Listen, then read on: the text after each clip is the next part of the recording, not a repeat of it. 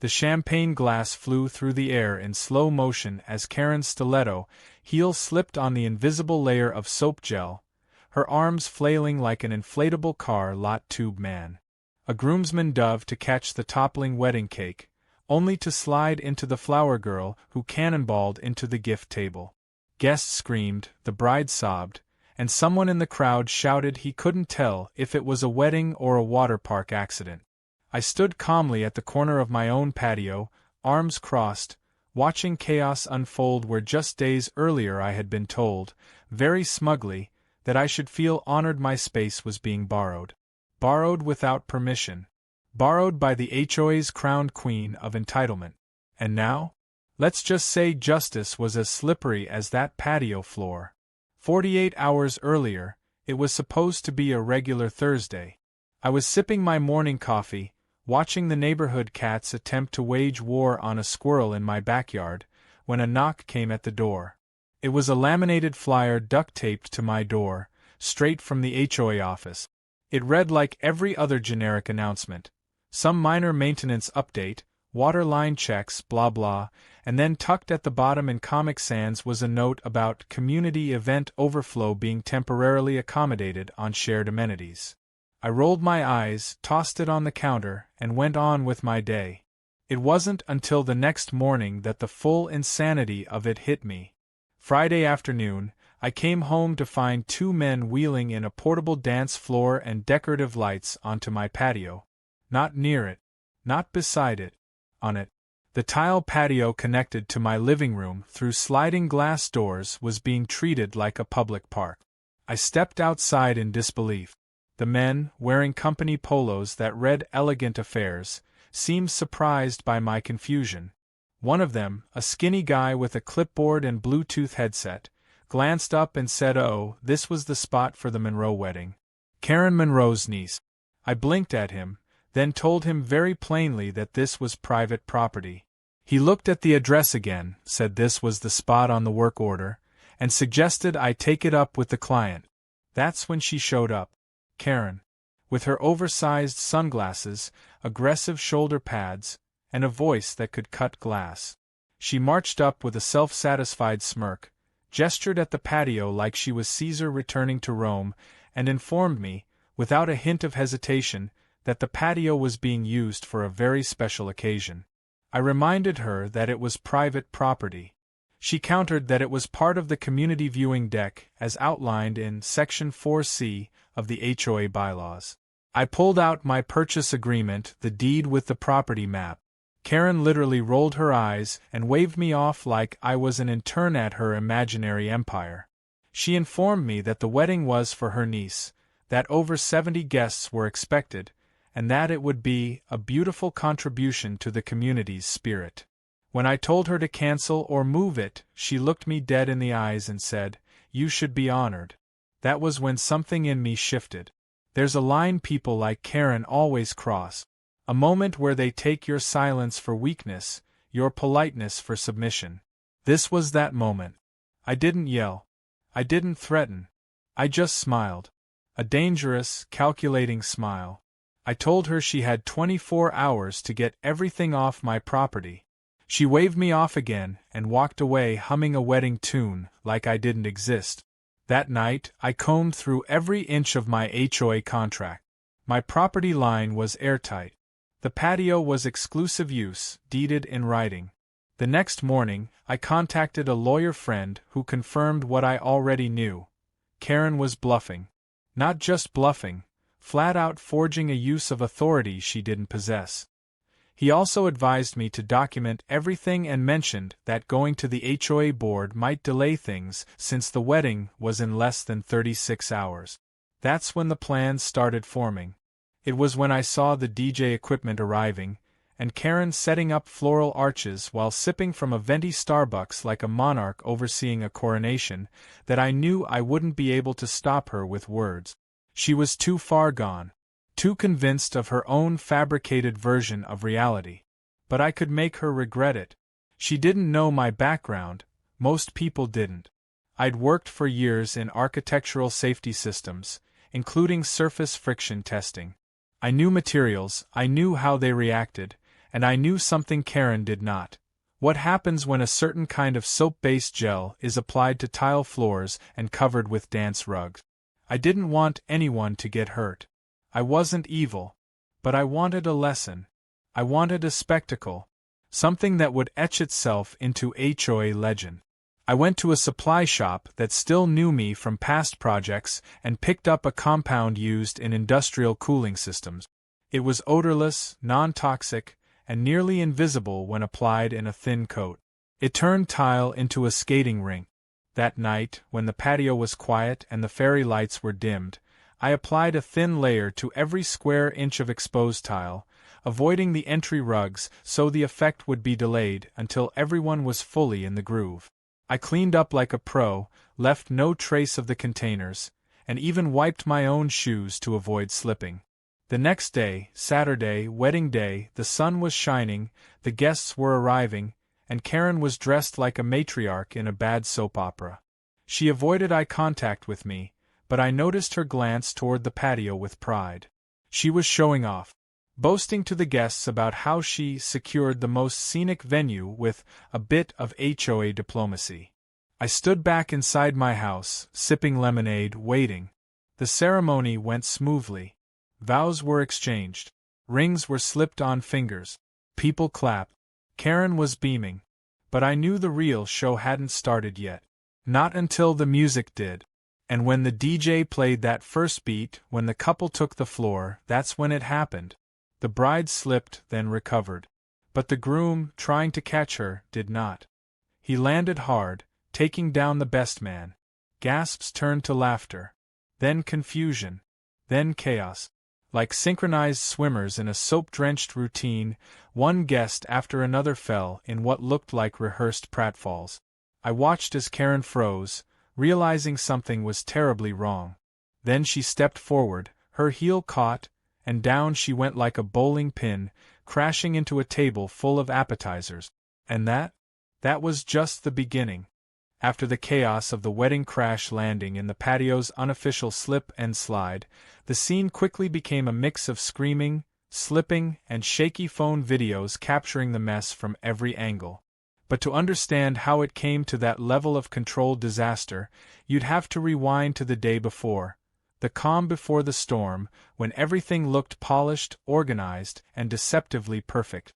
It all started when Karen returned to the patio with a full event crew, strutting around in a faux leather clipboard holster like she was directing a Hollywood gala. She had her sunglasses on despite the overcast sky, barking orders at people who clearly feared her passive-aggressive wrath more than the weather forecast. By noon, a full-on wedding venue had appeared on my patio. White tents, a makeshift altar, rows of gold-trimmed chairs. I even spotted a massive speaker system and an LED DJ booth, which made me wonder if she had rented out Coachella's leftovers. The absurdity of it would have been funny if it wasn't happening on my legally owned space. Rather than confronting her directly again, I stayed quiet and kept track of everything. I took videos, time-stamped photos, even got a drone snapshot from a friend in my architecture circle. I wanted documentation that this was not a community space, that it was, in every way, a hijacking. As I pretended to be indifferent, Karen was positively glowing. She walked around greeting her relatives, mentioning how generous she'd been to pull strings and get this venue. One of the older women at the rehearsal dinner even patted her on the back and said, "You're always the fixer, Karen." That line echoed in my head while I mixed the industrial gel that night. The formula itself was relatively harmless but terrifyingly effective. It was used in warehouses to reduce fire-based friction on moving equipment but had an unfortunate side effect. It turned smooth surfaces into a nightmare for anyone walking without heavy tread shoes. I'd used it years ago in a lab when someone dropped a bucket of it on a tile floor, and the cleaning crew had to crawl out on their knees to avoid falling. That memory sparked an idea too juicy to ignore. I prepared the compound and did a test run in my garage. A small patch of tile became an instant banana peel. My plan was officially in motion. That evening, just past 10 when the wedding team left to rest for the big day, I put on gloves and rubber-soled shoes and got to work. I crept onto the patio like a secret agent, a mop in one hand and a small pressure sprayer in the other. The moonlight helped me see where to apply. I didn't need to cover the whole space, just the high-traffic areas. The dance floor, the buffet line, the area in front of the DJ booth. I avoided the center aisle and rug paths to avoid early discovery. It had to be subtle. It had to be delayed. I also left small dry areas where people could theoretically regain balance, but only just enough to keep it safe from actual injury. My goal wasn't to hurt people. It was to make a statement Karen could never erase. By the time I was done, the patio gleamed like it had been freshly waxed. I washed all my tools, scrubbed the soles of my shoes with vinegar to remove residue, and deleted any messages that might hint at my plan. I wasn't taking legal chances. I even had a timer to document when I returned indoors. The next morning, the scene looked innocent again. Karen arrived in a silky lavender robe and curlers, leading the makeup team and photographers. She didn't even glance in my direction. I guess she thought I'd surrendered. But I hadn't surrendered. I'd simply gone silent. And that was far more dangerous. By noon, the place was alive with activity. Guests arrived, dressed in their formal best, walking across my patio as if it were their family estate. Karen handed out wedding programs printed with her name under host. I stayed inside, peeking occasionally through the blinds, sipping coffee and counting the minute. The bride appeared, radiant and distracted. The groom looked slightly overwhelmed. As the ceremony began, chairs filled, and I noted with satisfaction that the aisle and altar area were safe. No slip-ups yet. Everything was according to plan. As the officiant went into the vows, I noticed the photographer hovering above with a drone, capturing sweeping footage. That meant they would have high-definition aerial footage of the entire patio during the eventual chaos. I couldn't have asked for a better way to prove where this wedding had taken place. The vows ended, applause rose, and people began to mingle. Tables were brought in. Appetizers were passed around. The DJ began warming up with cheesy instrumental versions of pop hit. I could hear Karen from inside my home, laughing dramatically, louder than anyone else as if narrating her own sitcom. At one point, she loudly said, "This is why I always take charge. If you want something done right, do it yourself." Oh, Karen. I agreed with you, just not in the way you thought.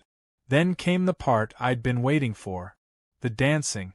The DJ started with a romantic slow song, coaxing the newlyweds to the floor. People clapped, phones came out, and the bride and groom took their places on the middle tile section, ground zero. They twirled once, twice. A moment of hesitation. A slight wobble. Then the bride gasped as her heel lost traction. She stumbled into the groom, who tried to hold her but ended up toppling backward with her landing on his chest. Laughter erupted at first, awkward, not unkind. Karen rushed forward, trying to help them up, only to slide herself and crash into the speaker stand.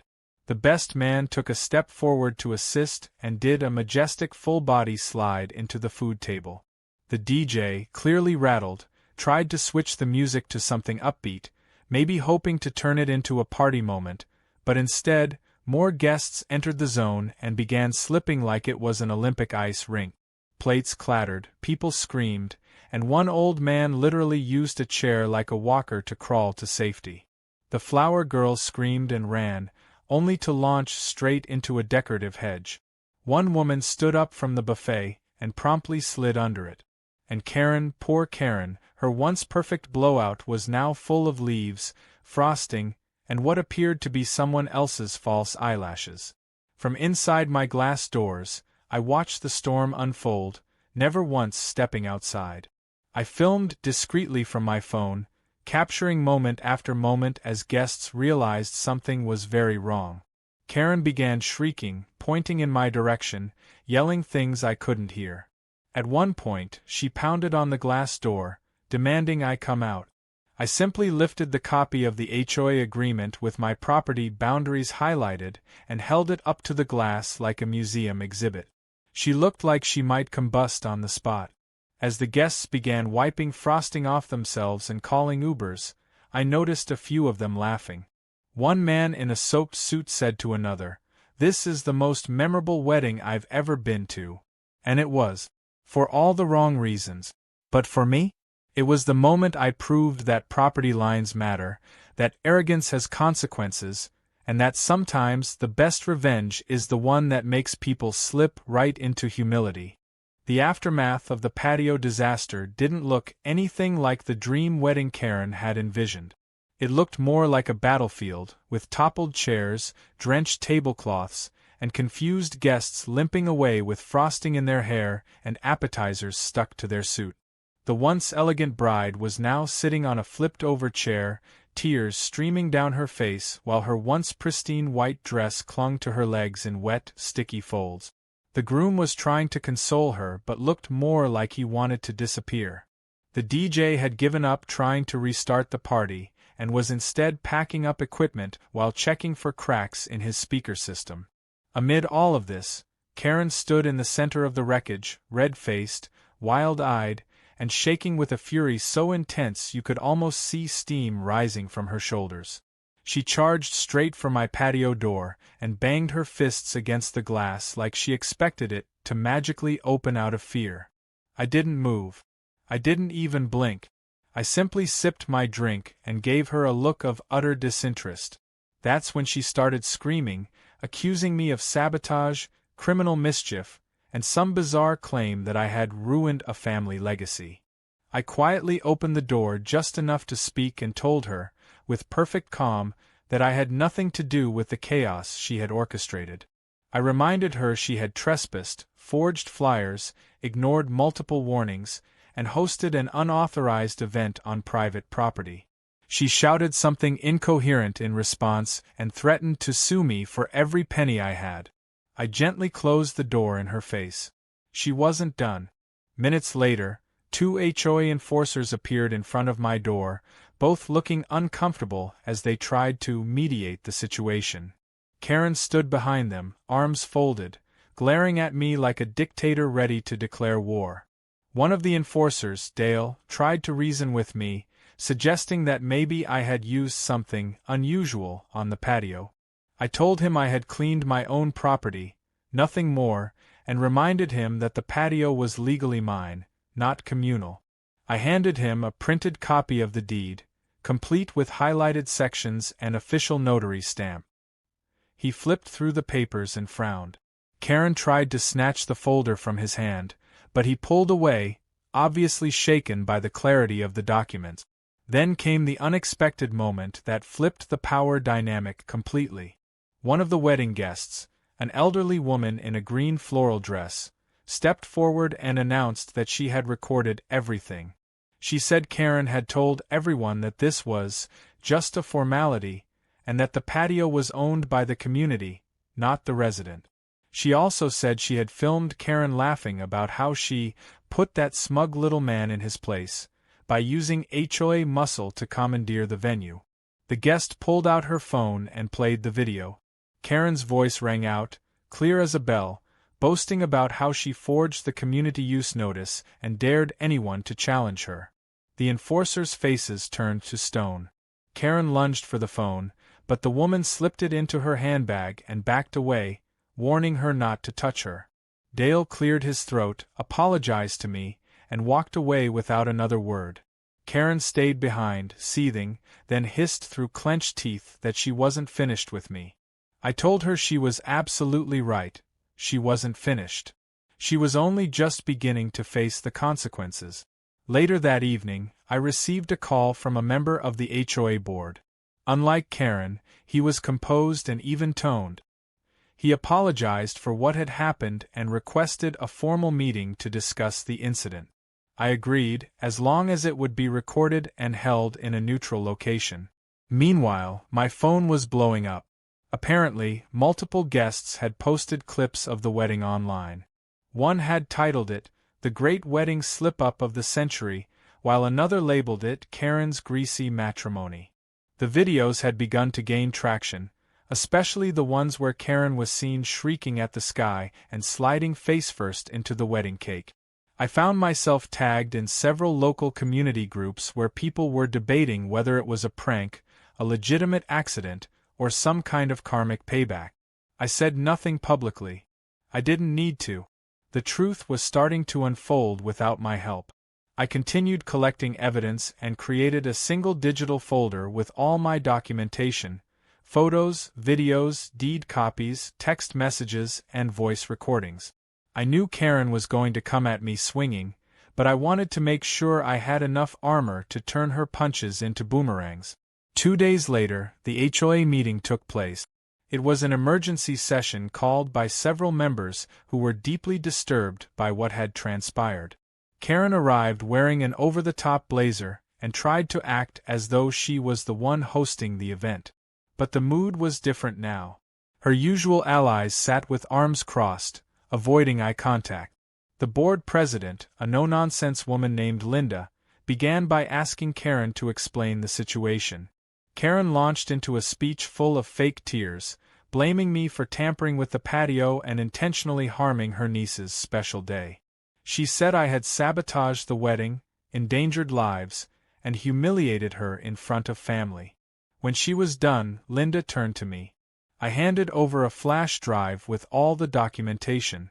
The room went silent as they watched the videos and listened to audio clips of Karen admitting she had no right to use the space. At one point, her own voice said the words, "I don't care what the paperwork says. I'm the one who makes the decisions around here." The silence afterward was deafening. Karen tried to argue that the clips were taken out of context. That's when the elderly guest from before, who had also been invited to the meeting, stood up and said, "You can't take something out of context when you're the one who said it loud enough for the birds to hear." The board voted unanimously to strip Karen of her HOA vice president position and suspend her voting rights until further notice. She was also issued a formal warning for abuse of authority, misuse of community perception, and falsifying documentation. But the real blow came when Linda read out a legal notice from the HOA's attorney stating that Karen would be personally liable for all damages and cleanup fees related to the wedding since she acted without proper authorization. Karen's face crumbled. For once, she had no comeback. No smirk. No snide comment. Just silence. She picked up her purse, turned, and stormed out of the meeting room. As the door swung closed behind her, a few members let out audible sighs of relief. Linda turned to me and said, "You handled this better than most would have." I simply nodded and left without another word. That night, I sat on my patio, now clean and freshly sealed, and looked up at the stars. The calm was welcome. I could finally enjoy my space again without the constant threat of uninvited guests or rogue HOA plot. But I had a feeling this wasn't the end. People like Karen don't go quietly. They regroup. They scheme. They come back swinging. But the difference now was that everyone had seen her for who she really was. And the next time she tried to pull something, she'd be met with more than a mop and some soap gel. She'd be met with a community that finally knew the truth. The day after the HOA meeting, things were quiet. Suspiciously quiet. Karen's house, usually buzzing with activity and unsolicited HOA patrols, looked like a ghost town. Her decorative flags had been taken down, her lawn gnomes were gone, and even the motion-activated sprinkler, famous for randomly dousing dog walkers, was turned off. For someone who thrived on attention and authority, Karen had gone eerily silent. At first, I thought maybe the public embarrassment had finally done the job. Maybe she'd finally learned that her reign of HOA terror had ended. But deep down, I knew people like Karen didn't go into hiding. They went into planning mode. And sure enough, it didn't take long for the retaliation to begin, just not in the way I expected. That evening, I received a knock on the door. It wasn't Karen this time. It was a courier with a thick envelope addressed in swirling cursive font. Inside was a legal notice, an official-looking document filled with the usual legal fluff and an aggressive tone. Karen, or rather her hired attorney, was suing me for defamation, property sabotage, and emotional distress. The part that really made me laugh was the last line, which claimed the bride was now in therapy due to trauma suffered from the event. I stared at the document in disbelief, wondering if it was meant as a joke. But knowing Karen, I realized she was dead serious. She was trying to flip the narrative, cast herself as the victim, and bury me in paperwork hoping I'd panic and back down. But what Karen failed to consider was that I'd already prepared for this. I wasn't just a guy with a vendetta. I was someone who had taken every step with foresight, methodically gathering evidence like a squirrel prepping for winter. I immediately contacted my lawyer, the same one who had helped me verify the patio boundaries. He reviewed the documents, chuckled, and said the whole thing was fluff, completely baseless and more theatrical than legal. But he didn't dismiss it. He suggested we respond thoroughly, calmly, and publicly, which was music to my ears. The goal wasn't just to win. It was to let the truth do what the soap gel had already started, make Karen slip on her own mess. Meanwhile, the internet wasn't done with her. The wedding footage had been picked up by a local news blog that specialized in viral community stories. They published a short article titled, HOA Havoc, Wedding Wrecked by Rogue Planning, and featured still shots of Karen sliding across my patio like a hockey puck. The article was well written, neutral in tone, and even included my side of the story, without me having to say a word. Someone from the wedding must have shared the truth. Comments exploded under the post. Some criticized me, assuming I'd sabotaged the wedding with evil intent, but most supported my position. They called Karen out for her entitlement and mocked the idea that someone would host a wedding on another person's patio without permission. Then came the podcast invite. A popular show called Suburbia Unhinged reached out to me through email. They specialized in bizarre neighborhood conflicts and HOA drama. They asked if I'd be willing to tell my story anonymously. I debated it. I wasn't after fame or followers, but I realized that letting others hear the real version might help protect others dealing with similar people. So I agreed. They altered my voice and used a fake name, but the story they shared was unmistakably mine. The podcast episode was titled, The Slippery Truth Behind a Wedding Day Meltdown, and within a week, it had over 500,000 plays. Karen's legal team sent a second notice threatening to escalate if I didn't retract all public statements. I hadn't made any. The podcast host responded with a statement saying all their content was based on verified events and publicly available media. The pressure wasn't working. In fact, it was backfiring. Even people within our HOA started speaking out. A former board member posted a detailed thread about how Karen had long abused her role, bending bylaws and threatening residents who didn't fall in line.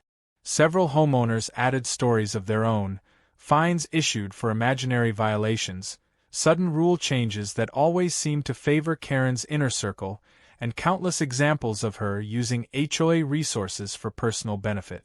At the next board meeting, attendance was at an all-time high. Karen didn't show up, of course. But Linda, the board president, laid out an agenda that made it clear the community was ready to clean house. A full audit of HOA spending was ordered. Karen's name was attached to over a dozen expenditures that had no proper authorization. Everything from landscaping upgrades outside her own home to catered lunches for planning sessions that only she attended. The community wasn't angry anymore. They were furious, and for once their energy wasn't aimed at each other. It was focused on holding someone accountable.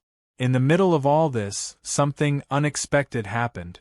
I received a knock on my door, this time from the bride. Alone. No entourage, no Karen. She looked awkward, like she wasn't sure what to say. I invited her in, and she sat quietly for a while before speaking. She admitted she had no idea the patio wasn't part of the community space. Karen had told her everything was taken care of and that the owner was thrilled to offer his property.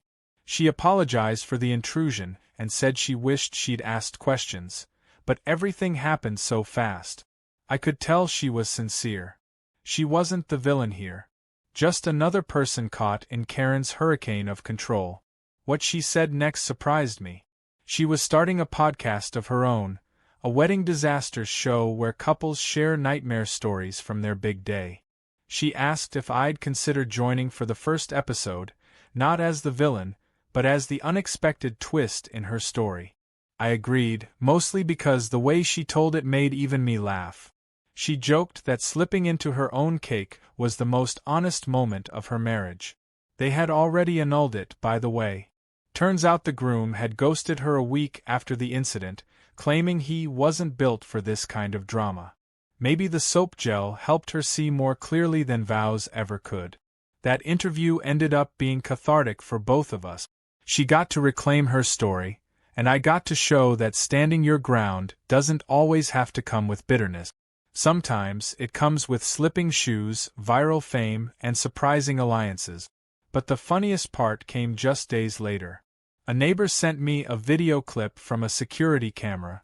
Karen, now shunned and out of power, tried to sneak into the HOA community barbecue, an event she once lorded over. She wore a floppy hat and oversized sunglasses, clearly trying not to be recognized. She made it 2 steps onto the grass when she tripped on a fold in the rug and landed face-first into the lemonade table. Karma, once again, proving it had a sense of humor. At this point, my patio was not just famous, it was legendary. Kids in the neighborhood jokingly called it the slick zone. Even my Amazon delivery guy asked if he could take a selfie there. And yet, I'd never felt more at peace. The HOA was finally functioning like a real board. Karen had been exposed. My space was respected. And best of all, I'd turned one of the most absurd, frustrating invasions of privacy into a story that made people laugh, think, and maybe, just maybe, draw a line before someone like Karen trampled over theirs. Weeks had passed since the chaotic wedding day, and life in the neighborhood had slowly returned to something resembling normal. Without Karen's daily interference, the HOA board became more efficient, meetings ran on time, and rules were actually enforced fairly for once. Neighbors who once avoided eye contact now greeted each other like survivors of a long, drawn-out war. There was something refreshing about watching a community start to breathe again, free from the constant drama that had turned even the simplest issues, like mailbox paint color, into full-blown feud. But even with peace returning, I wasn't foolish enough to believe Karen had truly disappeared. People like her don't vanish. They hide in the background, waiting for an opening. And just when I was starting to enjoy the calm, the final twist in this saga came crashing through in true Karen fashion. It started with a mysterious delivery truck parked outside my house early one Saturday morning. A man wearing a bright orange vest rang my doorbell holding a clipboard and said he had a work order to install surveillance equipment for community security upgrade. I told him he must have the wrong house, but he insisted my address was on the form. When I asked who placed the order, he said it was approved by the HOA vice president. The name on the form? Karen Monroe. My patience didn't just wear thin in that moment, it completely evaporated. She was gone from the board. She had no position, no authority. Yet here she was, once again trying to worm her way into my property under the guise of safety. I called Linda immediately, who was just as surprised and furious. She confirmed Karen had no authorization to make any HOA requests. In fact, she had been explicitly barred from interacting with vendors on behalf of the board.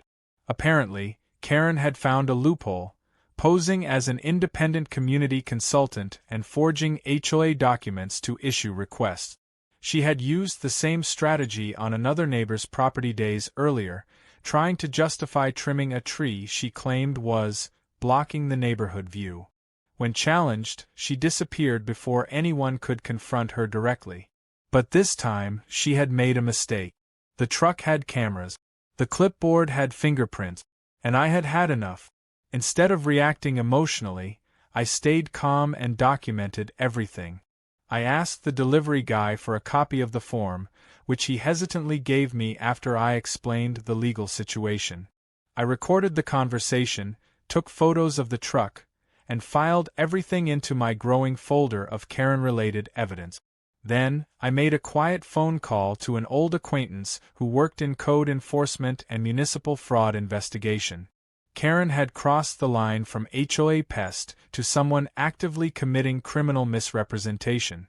And this time, there would be no HOA meeting to save her. While the legal wheels started turning behind the scenes, I had one final move left. Something petty, sure, but symbolic. You see, my patio, now clean and sealed, had gained notoriety. People still joked about it. But I decided it needed one last touch. So I commissioned a small, tasteful metal plaque to be embedded near the back gate. It read, "The slippery truth begins here." Underneath was the date of the wedding disaster. Nothing loud. Nothing directly mentioning Karen. Just enough for those in the know to smile when they saw it. The installation was quiet, early one morning. But word spreads fast in a neighborhood, especially in one recovering from tyranny. Within 2 days, almost everyone had seen it. Some neighbors left post-it notes on my door thanking me for standing up. One guy even offered me a tray of homemade cookies with a note that said, "For keeping this circus entertaining." I didn't do any of this for attention, but the support was a satisfying reminder that the community had my back, and they had seen Karen for what she truly was. Just when I thought things couldn't escalate further, the cherry on top landed squarely on Karen's doorstep, literally. A formal notice from the city arrived at her home. Not only was she being investigated for impersonating a city official, but several homeowners had also filed claims against her for unauthorized access, vandalism, and fraud. She had falsely signed work orders, entered private properties, and used HOA branding after being removed from office. The city didn't take it lightly. A court date was issued, and a municipal hearing was scheduled to determine whether she would face charges. For someone who had once threatened to sue me for emotional distress, Karen now found herself on the receiving end of real consequences. But it wasn't the legal trouble that broke her. It was what came next. A group of teenage pranksters from the neighborhood, armed with nothing but harmless humor, decided to throw Karen a farewell party she didn't ask for. One night, using nothing more than biodegradable balloons and a projector, they staged a silent slideshow on the side of her garage wall. It featured every meme, video clip, and candid photo from the wedding incident. Karen came out to see what was happening, only to find a dozen people watching silently from lawn chairs as she slipped again and again on loop, her cake-covered dress blowing in the wind. No words were spoken. No one trespassed. It was theatrical karma at its finest. The next morning, Karen's house went dark. Curtains drawn. Mail left untouched. By the end of the week, a moving truck appeared. Quietly, without a word to anyone, Karen packed up and left. No goodbye, no announcements, no final tantrum. Just a silent departure marked by the squeaking of U-Haul tires and the satisfied sighs of relieved neighbors. Someone left a paper crown on her doorstep the day after she moved out. It read, "Queen of Slips." No one claimed responsibility. Everyone claimed credit. As for me, life continued in peaceful silence. My patio remained a symbol, not of revenge, but of standing up when enough is enough. Every now and then, someone would ask if I missed the drama. I didn't. But I did miss the lesson it brought, the strange sense of unity that formed when one person's arrogance was finally held accountable. I kept the folder, of course, just in case Karen ever decided to reappear like a bad sequel. But something told me her days of running the neighborhood like her personal fiefdom were truly over. In the months that followed, the HOA underwent significant reform. Term limits were established. Transparency was enforced. The budget, once shrouded in mystery, became publicly posted. The board even hosted a community movie night. On my patio, by unanimous vote, with full permission, signed releases, and not a single slipper hazard in sight. It was a full-circle moment. We watched a comedy under the stars, neighbors laughing, kids dancing, everyone enjoying the space the way it was meant to be. Someone even joked that I should trademark the gel formula. I smiled and told them I already had. That night, as the crowd dispersed and the patio lights dimmed, I sat alone for a moment, taking it all in. It wasn't just about soap or sabotage or HOA drama. It was about knowing your rights, about not letting people walk over you, literally or figuratively, about standing your ground with patience, evidence, and yes, a little creativity. I didn't need to fight Karen with anger. I just had to let her fight herself. The truth was slippery, and she never saw it coming.